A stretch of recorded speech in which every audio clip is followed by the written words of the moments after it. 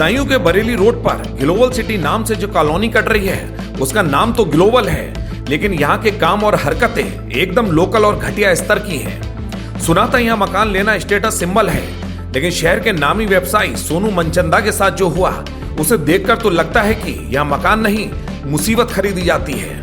50 लाख रुपए का पेमेंट करने के बाद जब आदमी अपना मकान मांगने जाता है तो उसे घर की चाबी नहीं बल्कि गालियां और धमकियां मिलती हैं। वाकई बिल्डर का कॉन्फिडेंस देखिए, पैसे जेब में और मकान गायब। देखिए हमारी खास रिपोर्ट में। मामला बिल्कुल साफ है। सोनू मनचंदा ने 2023 में यहाँ 2 मकान बुक कराए थे।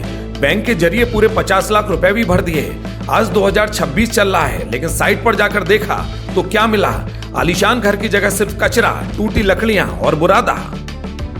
जब सोनू ने कंपनी के कर्मचारी अभिषेक से पूछा कि भाई काम कब पूरा होगा, तो अभिषेक का जवाब सुनकर आपके कान खड़े हो जाएंगे। साहब कहते हैं अभी तुम्हारा यहाँ कोई मकान नहीं है। हद है भाई, 50 लाख ले लिए और अब मुकर रहे हो।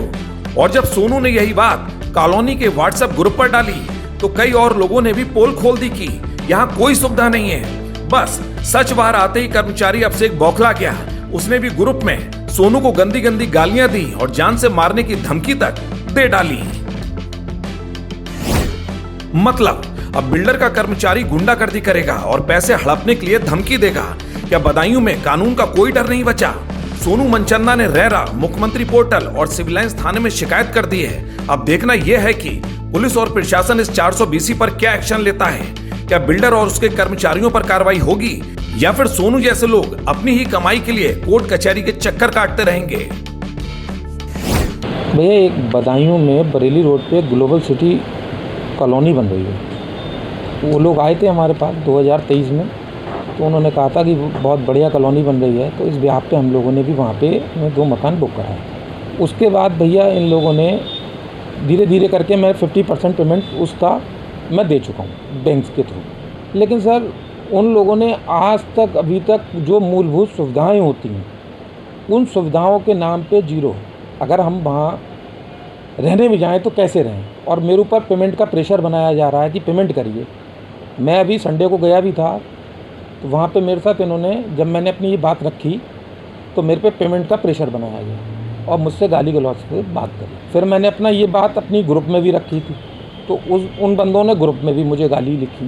तो अब जब मूलभूत सुविधाएं नहीं हैं तो आदमी कैसे पेमेंट कर दे? आप अपनी मूलभूत सुविधाएं दीजिए, अपना पेमेंट लीजिए, मेरे को मकान पोजीशन में दीजिए। मकान का पेमेंट जमा करिए पूरा। और अमाउंट डाला उन्होंने मुझे व्हाट्सएप पे 40 लाख रुपए आप पे निकल रहे हैं।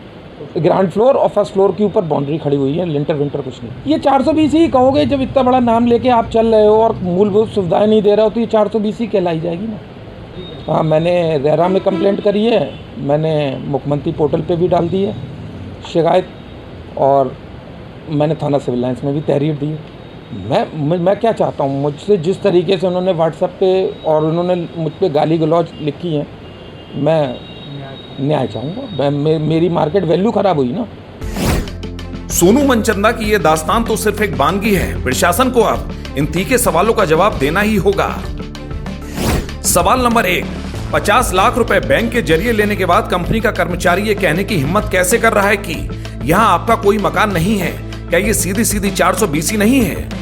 सवाल नंबर 2, कॉलोनी के ऑफिशियल व्हाट्सएप ग्रुप पर एक ग्राहक को सरेआम गालियां देने और जान से मारने की धमकी देने वाले अभिषेक पर अब तक FIR दर्ज क्यों नहीं हुई? क्या उसे किसी का संरक्षण प्राप्त है? सवाल नंबर 3, रेरा के नियमों को ताक पर रखकर बिना मूलभूत सुविधाओं के कॉलोनी बेचने का लाइसेंस किसने दिया? क्या प्रशासन बिल्डर की संपत्ति कुर्क करने की हिम्मत दिखाएगा?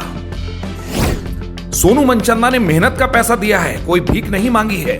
अगर प्रशासन ने इस पर सख्त एक्शन नहीं लिया तो ये ग्लोबल सिटी आने वाले समय में और भी लोगों को ठगने का अड्डा बन जाएगी। हम इस मामले पर लगातार अपडेट देते रहेंगे। बने रहिए हमारे साथ और देखते रहिए अमर प्रभात न्यूज। बदायूं से कुमार विकास की ये खास रिपोर्ट।